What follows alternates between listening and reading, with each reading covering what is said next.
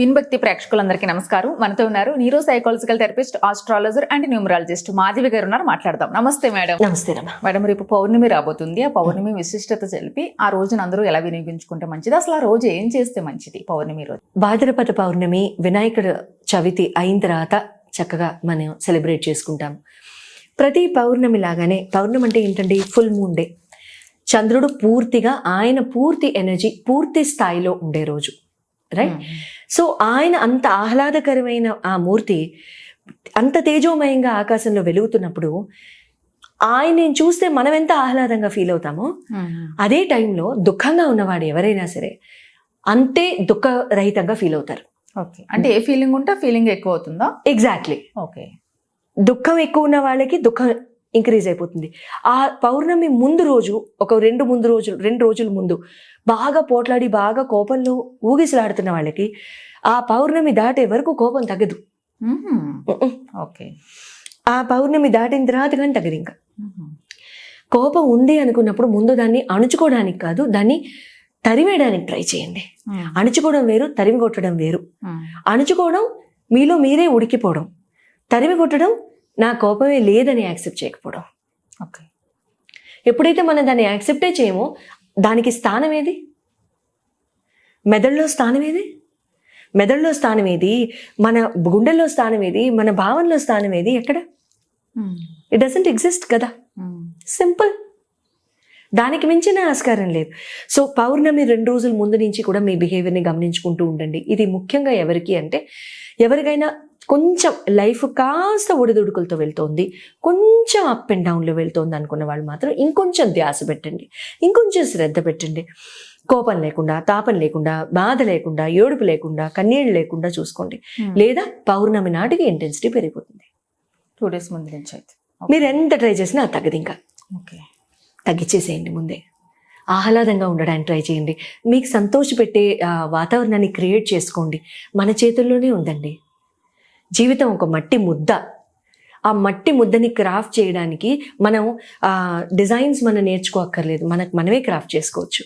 ఆనందాన్ని మనమే అంటే క్రియేట్ చేసుకోవచ్చు లైఫ్లో. కొని తెచ్చుకోవడమేమో ఏమో మనకి నచ్చినట్టేమో అంతే. పైగా మనకి నచ్చినట్టు వాతావరణాన్ని క్రియేట్ చేసుకోవడం, మనకి నచ్చిన భోజనం తినడం, మనకి నచ్చిన మీకు నచ్చిన దుస్తులు వేసుకోవడం కానివ్వండి, మీకు నచ్చిన రీతిగా ప్రవర్తించడం కానివ్వండి. అలానే చెడు రీతిన ప్రవర్తించడం నాకు నచ్చింది అని అంటే మాత్రం కాదు సుమ. అది మాత్రం కాదు.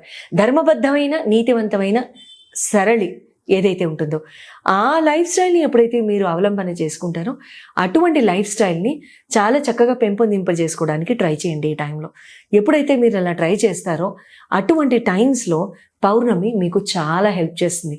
మీరు తర్వాత చూడండి, రాబోయే పౌర్ణములన్నీ కూడా మీకు ఎంత ఆహ్లాదంగా మారుతాయో. పౌర్ణమి వస్తుందనగానే మీలో ఇంటెన్సిటీ పెరిగిపోతుంది, మీలో హ్యాపీనెస్ పెరిగిపోతుంది. మీరు చాలా చంద్రుడు రానక్కర్లా, మీరే వెళ్ళిపోతూ ఉంటారు. అట్లా ఉంటుంది. దుఃఖం ఉన్న వాళ్ళు మాత్రం అణుచుకోండి. ఆనందంగా ఉన్న వాళ్ళు ఇంకా చెప్పక్కర్లా, ఆనందాన్ని పెంచుకుంటూ వెళ్ళండి. అంతేగాని మళ్ళీ చెడు ధోరణిలో ఓకే అంతవరకు చేసుకోండి. ఇంట్లో ఇన్ జనరల్ గా ఎప్పుడు ఉన్నట్టు ఉండొచ్చు కదా మేడం? ఇంట్లో నార్మల్ గా ఎప్పుడు ఉండేటట్టు ఉండొచ్చు. ఓకే, అది. అలాగే మేడం, మనకి ఇంట్లో ఇన్ జనరల్ గా ఒక ఆడవాళ్ళు చిన్న చిన్న డిస్టర్బెన్సెస్ వస్తాయి. అమ్మ కూతురు మధ్య కానీ, లేకపోతే తోడుకోటల మధ్య కానీ, లేకపోతే ఆడబొడుచు, ఇట్లా ఏమన్నా చిన్న చిన్న డిస్టర్బెన్సెస్ వచ్చినప్పుడు ఏంటి సొల్యూషన్, ఏంటి పౌర్ణమికి సంబంధించి? అలాగే ఏమైనా రిలేషన్స్ ఉన్న వాళ్ళకి ఏమైనా బ్రేకప్ అయ్యేటప్పుడు ఈ పౌర్ణమికి సంబంధించి ఏం చేసుకోవాలి మనం ఈ పర్టికులర్ టైంలో అయితే కనుక? దాన్ని ఉపయోగించుకుని ఏదైనా రెమెడీ లాంటిది ఉంటుందా? ఉంటుంది ఖచ్చితంగా. ఎందుకంటే చంద్రుడు ఇమోషన్ కారకుడు, మనకు కారకుడు అంటాం. మనస్సుకి సంబంధించిన దైవమే చంద్రుడు. ఆ మనస్సుకి సంబంధించిన ఇమోషన్స్ ని ఆయన ఇంటెన్సిటీ ఎప్పుడైతే పెంచుతూ ఉంటారో అటువంటిప్పుడు మీరు ఏం చేయొచ్చు అంటే, ఒక వెండి గ్లాస్ తీసుకోండి. వెండి గ్లాసులో మీరు పాలు మీకు హాస్టల్స్లో ఉండే వాళ్ళైతే మీకు పాలు మరి లభ్యం అవుతాయో లేదో నాకు తెలీదు. బయట ఏదైనా ఇప్పుడు దొరికే ప్యాకెట్స్లో పాలు ఇవన్నీ కూడా పాస్చరైజ్డ్ మిల్కే కాబట్టి ఇబ్బంది ఏం లేదు, అవేం కాచవలసిన అవసరం ఏం లేదు నాకు తెలిసి. చాలా మందిని చూసాను, అవి అలాగే తాగేస్తూ ఉంటారు మరి. సో అటువంటివి అనుకుంటే, లేదంటే కాచి చల్లార్చిన పాలు ఉంటే మాత్రం వెండి గ్లాసులో తీసుకోండి. 3 రేస్ కింద పెట్టుకోండి. కానీ జాగ్రత్త, మళ్ళీ పిల్లులు ఇవి మూతలు పెడతాయని అనుకుంటే మాత్రం అవి లేనప్పుడు మాత్రమే పెట్టండి. అవి పెట్టిన తర్వాత మీరు తాగి మీరు జబ్బుపడి మళ్ళీ మాకు కమెంట్లు రాయొద్దు. అంటే మీరు రాసినా నాకు ఇబ్బంది లేదు, కానీ అంటే మీకేమైనా అయితే నాకు ప్రాబ్లం, అంటే నాకు అది నచ్చదు, అందుకని చెప్పేసి అలా చేయొద్దు. కేర్ఫుల్గా ఉంటున్నాము అనుకుంటేనే పెట్టండి. ఇంకేదైనా క్రిమికీటకాలు కానీ యానిమల్స్ కానీ అటువంటివి ఏమైనా ఉన్నాయి అనుకుంటే మాత్రం చుట్టూ పరిసరాల్లో అటువంటి పరిస్థితులు మాత్రం దయించి పెట్టొద్దు. ఈ డిస్క్లైమర్ని పాటిస్తూ ఈ వెండి గ్లాసులో పాలని పెట్టిన తర్వాత రాత్రంతా వదిలేసేయండి. కాచి చల్లార్చిన పాలే కదా, మార్నింగ్ లేచి ఏ ఇద్దరు ఆడవాళ్ళ మధ్యలో అయితే పరస్పర అనుబంధాలు సరిగ్గా లేవో ఆ ఇద్దరు ఆడవాళ్ళు పంచుకుని తాగండి. ఓకే. చంద్రభగవానుడి ఆశీస్సులు సంపూర్ణంగా అందుతాయి. ఓకే. ఇలా 11 పౌర్ణములు చేయండి. మీరు ఎప్పుడైతే ఇలా 11 పౌర్ణములు చేస్తారో 11 పౌర్ణమి నాటికి మీరిద్దరే బెస్ట్ ఫ్రెండ్స్ అయిపోతారు లైఫ్లో. ఓకే. అవ్వడం ఇష్టం లేదంటారా, ఇంకప్పుడు నేను ఏం చేయలేను.